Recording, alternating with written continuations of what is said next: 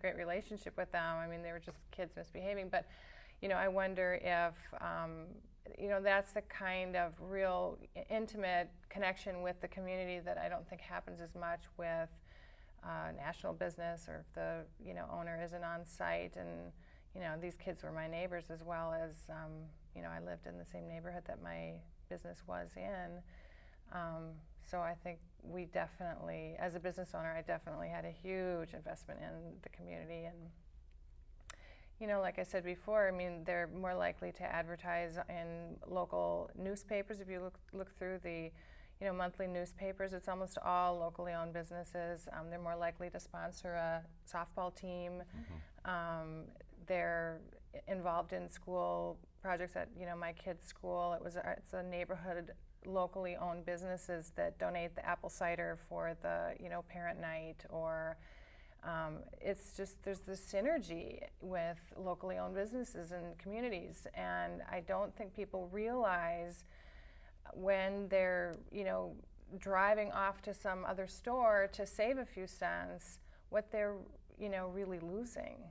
Yeah, I know historically within urban environments across the United States, it's also true in Minneapolis, St. Paul. One of the questions that's come up in areas that are in economic decline is whether or not there's local ownership of business.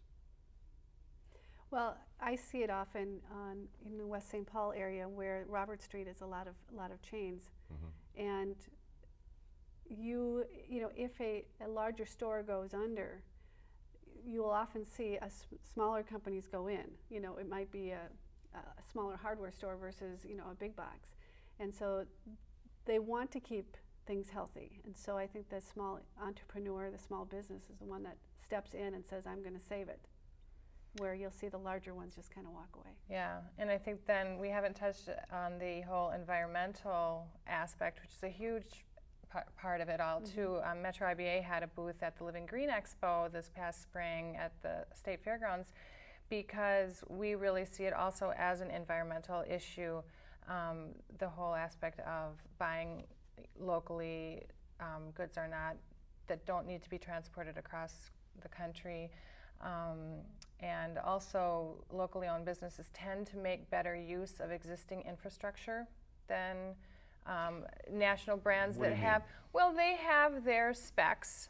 When, a national chain, for example, will have a spec for how much square footage they need, how big the sign has to be, how big the parking lot has to be versus, and we'll put in 3 shrubs, and it's all spec'd out, and so they are more likely to go in and either build out in the further out of the downtown areas, or if they go into a downtown area, they're more likely to just tear down what's there and start from scratch.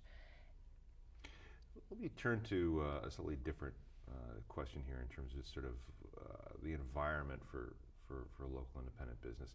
To what extent do city and state policies promote or deter the creation or the stability of local independent businesses?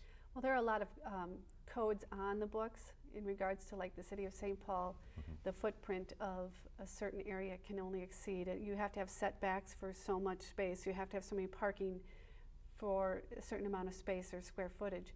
And I know on Grand Avenue 3 years ago, we helped the city of St. Paul and the neighborhood Summit Hill Association put a moratorium on big box. And so what that did was they couldn't go into a block and demolish 5 different buildings and put up one big massive building to get a large footprint or large area box.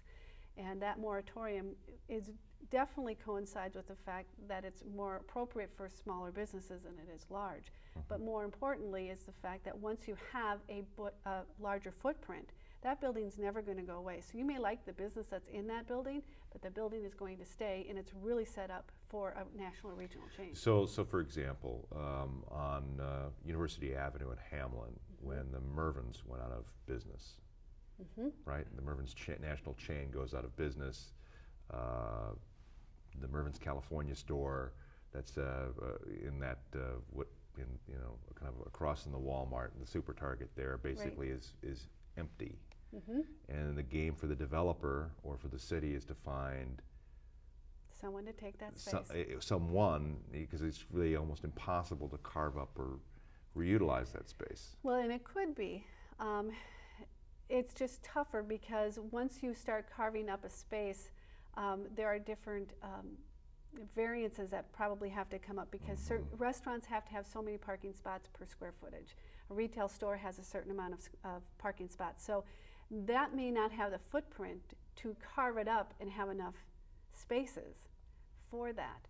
And so it does, once it's set up, it's usually set up to only be able to take on national or regional chains. So it's almost like you're dealing with biodiversity issues here in terms of like small fauna, big fauna. Right. Right. Yeah. Okay.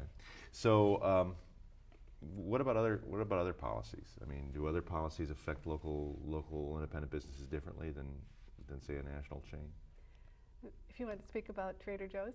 Yeah. Oh, I was thinking about the Toy Alliance issue, and That's a good one too. I think that sometimes laws that come about to protect consumers can hurt very small independent businesses, like some of the recent legislation around toy safety, where we have some small toy stores that are actually against that because they're buying from local. You probably know a little bit more about this issue than me, but they're buying from local manufacturers. They're buying wooden toys, things like that. But the laws on the books, which were written really for big national toy companies to follow, require them to purchase equipment and have things tested that could really put them out of business. And now we're seeing some of that with our restaurant customers as well, that there are some proposals being brought forward that restaurants may need to post ingredients of everything that they have on their menus. This is actually it would be a burden. This is actually a calorie and trans fat posting question that actually it's now part of New York state law.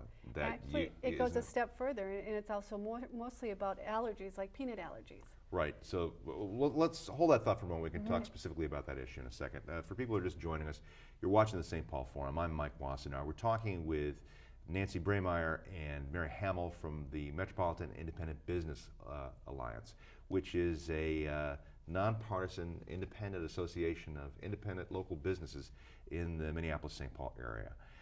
If you want more information about what they do, if you'd like to become a member or want to find out more about locally owned businesses and their importance in the local economy, you can go to their website, which is metroiba.org.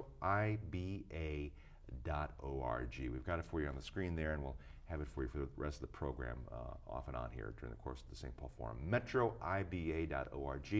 You'll have information about their members as well as issues that they're involved with and ways that you can become involved with the work that they do. Let's turn back to this question in terms of food disclosure, Nancy and Mary. I think the issue you're talking about there specifically affects a lot of families in terms of peanut nut allergy issues for kids typically, and whether or not there's a appropriate labeling on food items, so that kids not getting deathly ill as a result of having a snack at a local business. That actually seems like a good idea. Yeah, and I wouldn't disagree with that. I don't have any children with allergies, but certainly if you go in and you buy a chocolate cookie and you want to know if there are any peanuts in there, more often than not people know that there aren't any peanuts, but what often you don't know, unless it's baked right in your store, is that it may be adjacent to a peanut butter cookie. And even being that close can throw off an allergy. But the issue is more of with the restaurants where they have to, there's legislation out there now that wants every item to be listed by ingredient but also by amount, which is kind of hurts if you've got a special recipe.